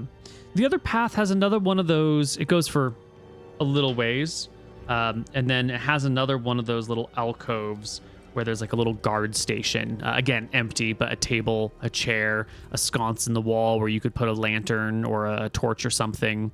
A couple of javelins and a spear leaned against the wall. And beyond that alcove, as the path continues, it opens up into another chamber carved by hand. This one has had a little bit more time taken with it. The ground has been cut in a way that makes it look like there's tiles, even though it's all one thing. It's been flattened, not as nicely as the others, a little bit rough. And in here, you can find a very comfortable queen-size bed with sheets, thin linen sheets over them, and like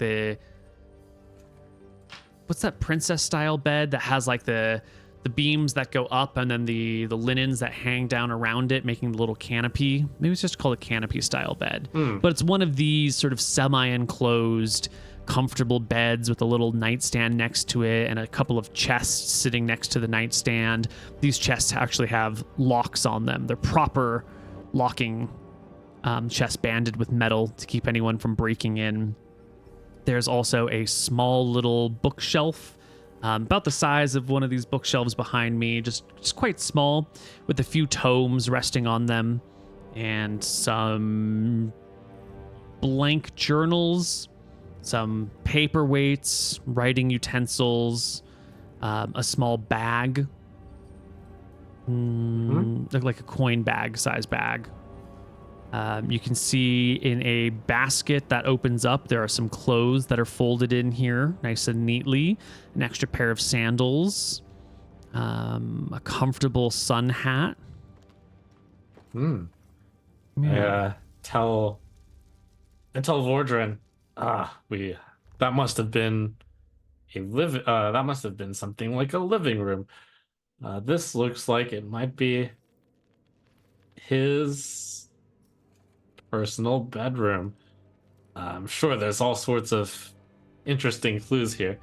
I looked up the description of invisibility and it looks like it differs from 5th edition in that you can cast spells and not break invisible.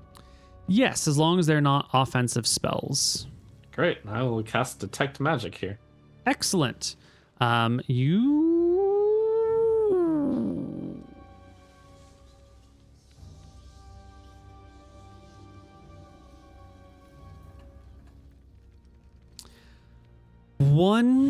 Hold on, let me write down everything before I say anything.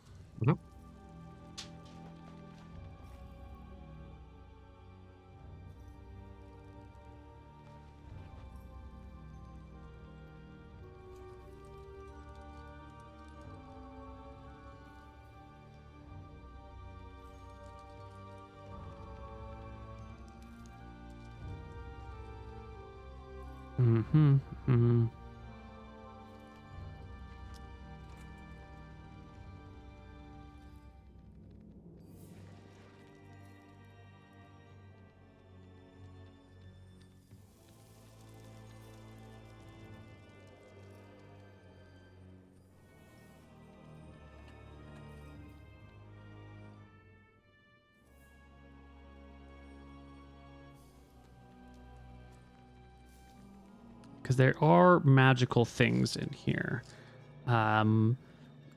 One of the chests, banded in metal and locked, contains within it multiple magical objects that radiate through the chest slightly. The chest sort of blocks some of the... it provides enough of a thickness to sort of obscure lightly the magical signature. And you know what? We need to take a short break, and we'll be back on the other side of the break to talk more about these magic items. See you soon. Hello, everybody, and welcome back from our break. Yes, you are getting multiple magical signatures from inside one box. 3 to be precise. Now, you have a 10% chance per level to identify what these what schools they are. The thickness of the box and the material sort of obfuscates its power, so they all come back as faint. Maybe they're slightly stronger than that if their box wasn't in the way. Maybe not. But why don't you roll me 3d10s? D10. Oh, yes, okay. Ooh. Excellent. And you are level 5, so a 50% chance. So you didn't get this one. You can't quite tell the school. One of them is an evocation school, and one of them is an enchantment school.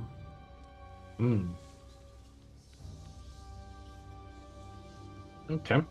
And I get the sense that these are magical items as opposed to like a magical trap.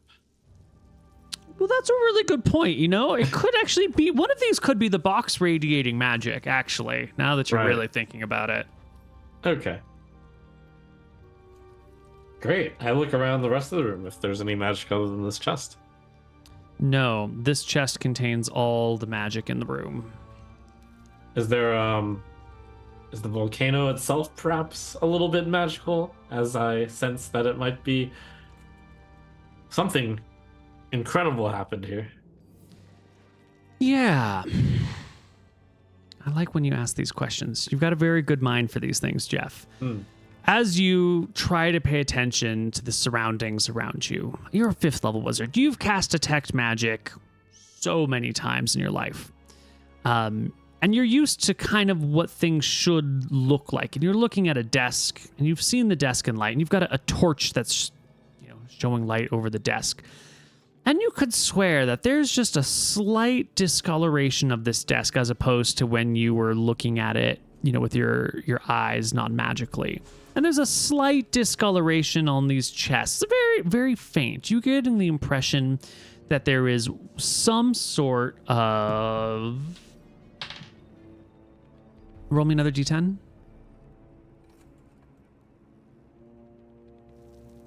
Some sort of abjuration magic that does encompass this entire room. It's layered over on top of everything. It would be so easy to miss because it's everywhere, and it's kind of hard to tell, pull out a specific signal when the signal's ubiquitous. But calling out for it specifically, yes, there's abjuration magic surrounding this whole room and as far into the hallway as you can see. Nice. Well, I'm an abjuration specialist, so do I? Wait, oh no, that's the wrong one. The I forget the name for it. The one that's an transmutation. Alteration, transmutation. Yes. Close. Alteration, not abjuration. Yeah, abjuration is the school of protection magics. Yes. Well. Cool. Since this detect magic only lasts 10 minutes, as I'm 5th level, and I've noticed it stretched into the hallway, I'm going to go back out into the hallway and quickly shuffle along the path to see where it ends. If it ends. It does not. You get to the end of the path where it goes left and right. To the right is back to the worship room. To the left is back to the crack room. Which way would you go to the crack room and look into the crevasse with detect magic on?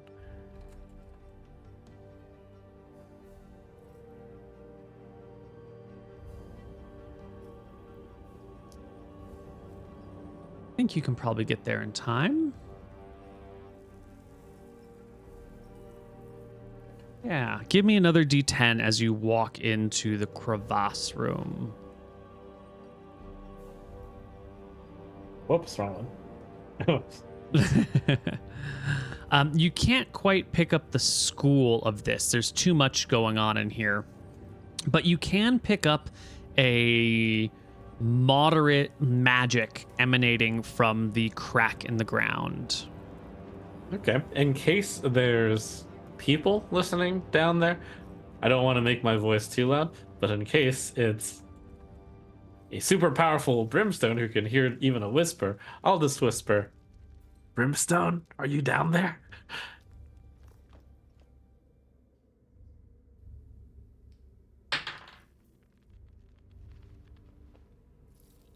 There is a slight rumbling in the earth beneath your feet. Oh no. Just a very gentle, like...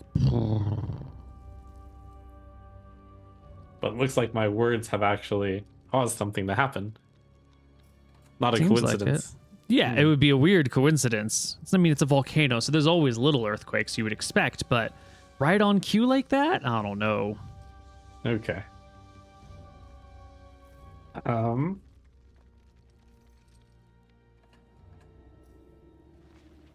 Well, Brimstone, I'm a separate entity from this this other wizard you've been working with, in case you want to, in case you have other tasks you'd like an outsider to do.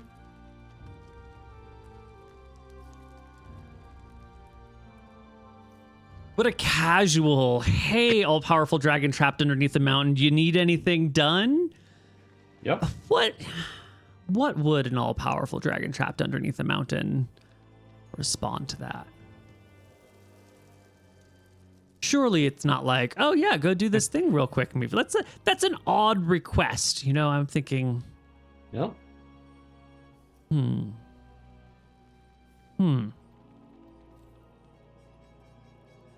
I mean, I didn't actually think I was talking to Brimstone. I kind of just threw it here, but maybe I am.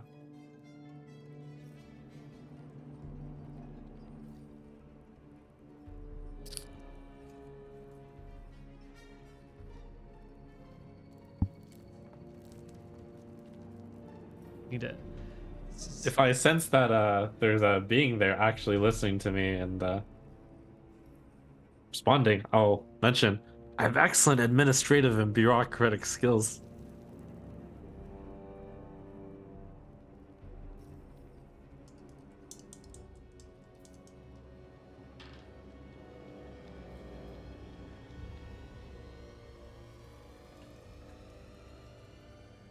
There is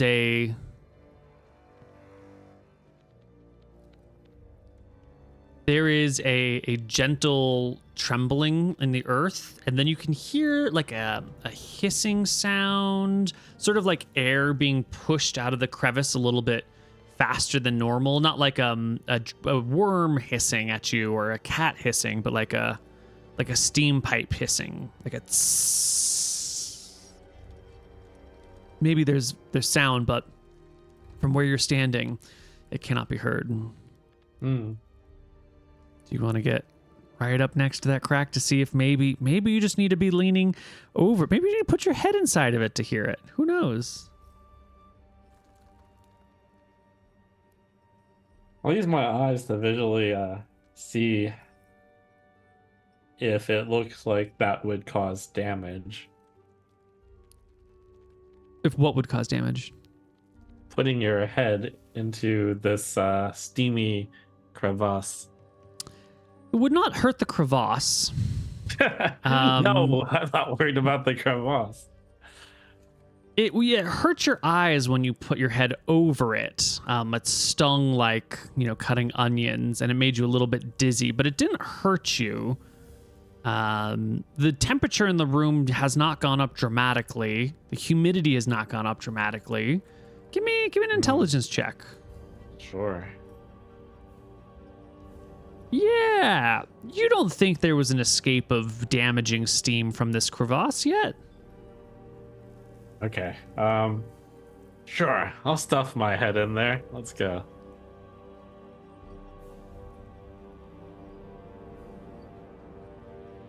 And I'll say, sorry, my head wasn't in here. Could you repeat that?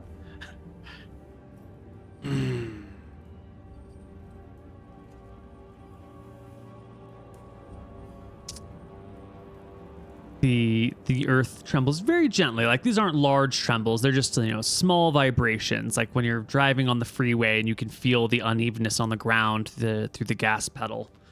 And there comes this very gentle, very soft voice that speaks to you. And it says, tell me your name.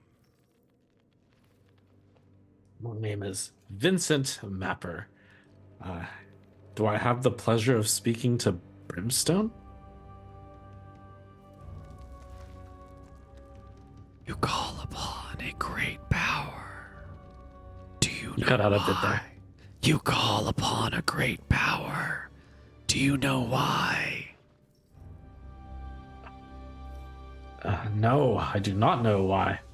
I may have just found myself drawn here by your power. Do you require anything of me? Yes, I need so much. But can I trust you? Surely you can trust me more than that crackpot wizard. I also wield some magics, and I am certain I'm a much better administrator and bureaucrat than him.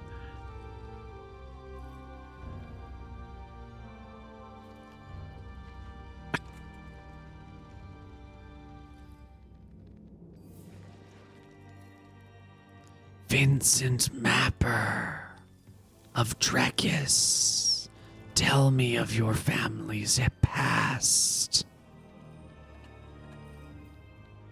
I feel honored that you'd want to learn about my history. Certainly, we are but a humble mapping family who run a cartography shop in the lands of Drekis. And have for generations. I'm the first to venture out, and having discovered magical powers, developed magical powers.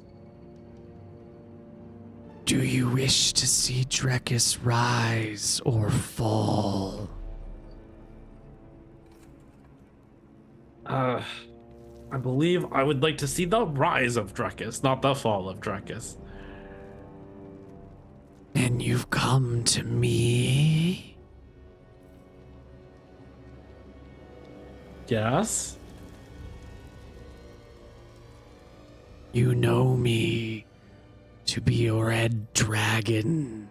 My men have eschewed the Empire, and you come to me asking to help me? Well, if the legends hold true, you find yourself in a little bit of a pickle, and it never hurts to befriend a dragon. You are wise beyond your years, Vincent. So wise. Yes, I suppose so.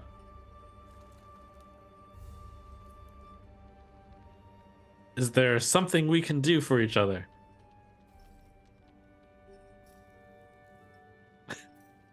I never expected this in a million years. You've really thrown me for a loop here. I didn't expect to be able to talk to Brimstone here. I didn't expect you to walk into a cave and stick your head into a steaming vent in the ground. It's just, I didn't expect the vent to respond to my whisper of, hey, Brimstone, what's up? You're so bold. I love it. I'm like, oh, this is just a living room. But then I was like, oh, this looks like it was built for a purpose.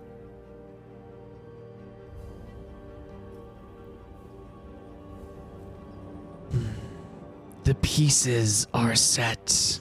The game is afoot. You have a job to do, I'm sure. In this, you must play your part. You must. You must uncover the truth.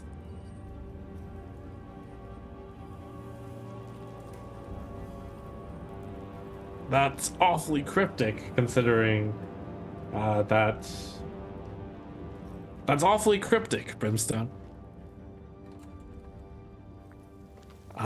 But you have correctly guessed that that is why I am here. Knowledge is dangerous. If you wish to aid your empire, sometimes you should know less and do more. Trust in me, Vincent Mapper of Drekis. What is your quest?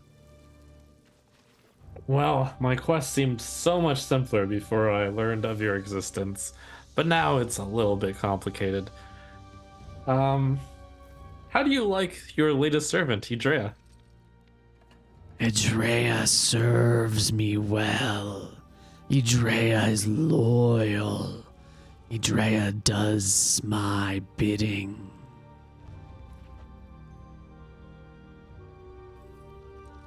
Well, it certainly would help to have more followers, right? Is there something I can do for you? I ask again. You can tell me why you're on Embershore, why you are in Sindera. For whom do you work? Well, Brimstone, I wouldn't want to get in your way, but I was out to seek information about Idrea. If he is a loyal follower of yours, then that complicates things because I may not want to interfere with you, which would mean interfering with him. So is there anything we can do to work things out? Perhaps you'd find myself a better person to work with than this Idrea. You think you're wiser than a 5,000-year-old dragon? I hear you speak around my questions. What, Vincent, is your quest? It's a fairly simple one, to bring the Spice Islands back under Drekisian rule. Ah. Yes. But now that I know you're down here, I know that you probably don't want to be ruled by Drekis, which complicates things. No man, no human, no kingdom nor empire rules me. Of course. That's obvious.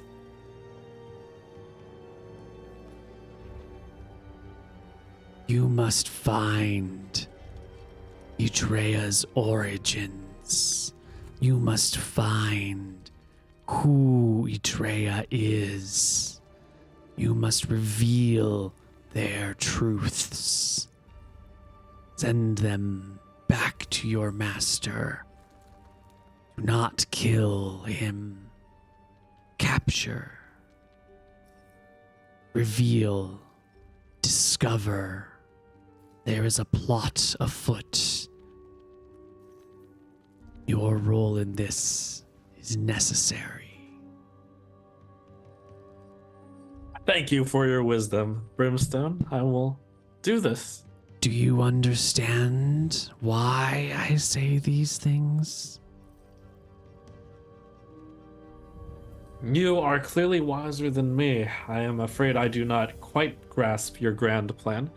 But I am hopeful that it is so that...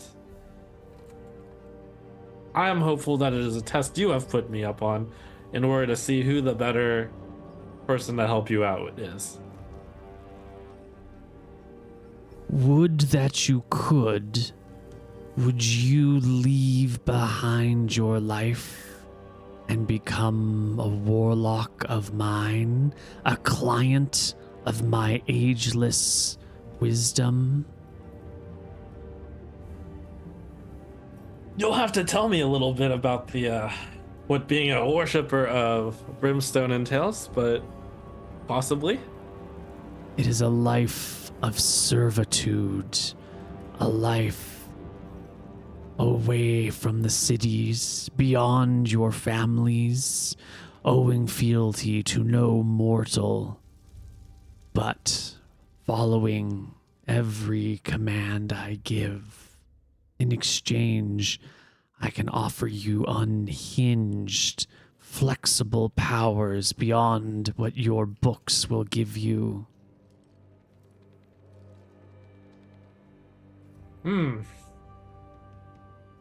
That is a tough but fair. Tough but fair exchange.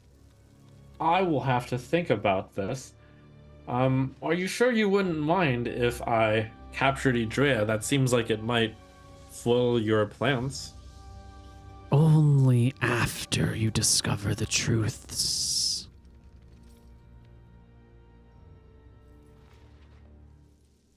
Okay. So look into Idrea's history, discover the truth, and we'll go from there, Brimstone. Your quests will take you to Akuba. They will not take you to the lands of the recently captured. Do not venture to Mystria, no matter where or what you find.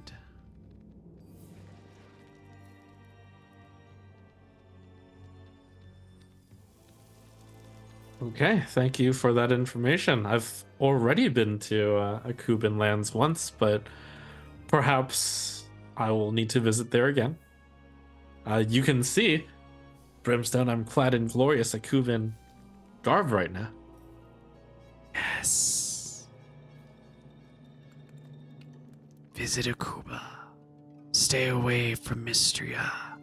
Uncover the truths about Idrea. Do not kill him. Well, you have, I'm the right man for not killing someone.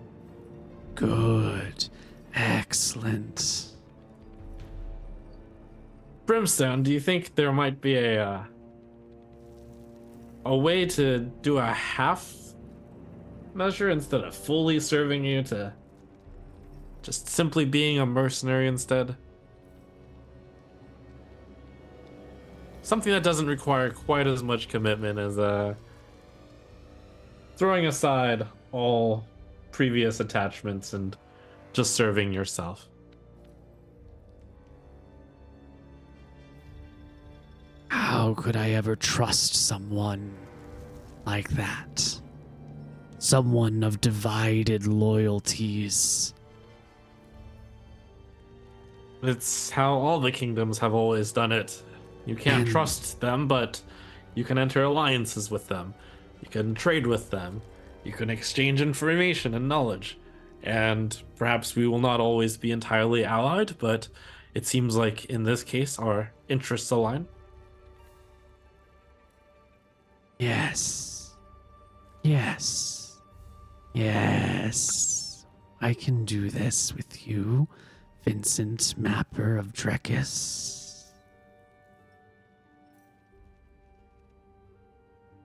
Well, yeah, thank you for your wisdom, O mighty Brimstone.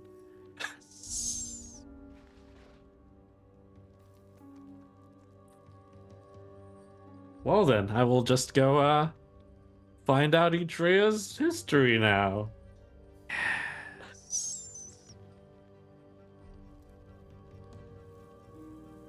Bye. Yep. The earth trembles slightly beneath your feet.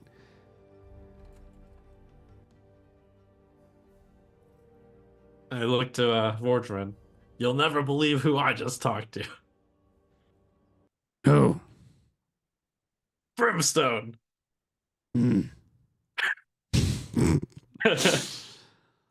Okay, and I think that is going to wrap us up for today. When we come back next week, we're going to see what you do with this information.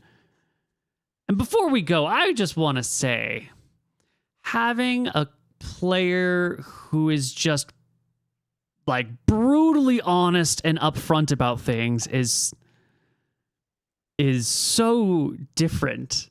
Normally people are always like conniving and trying to maybe manipulate and you're so straightforward. It changes the entire way everything happens. It's so juicy. There's so many possibilities. I love it. I love it. Thanks. Brimstone sure seems like a nice guy. Do you remember Brimstone from your times with Misclick Seaborn?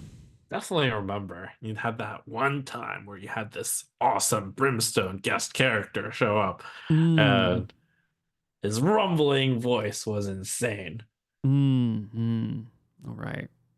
Well, that's it for today's session, everybody. We'll catch you next week, I believe. And then we'll definitely be off August 9th because I'm out of the country.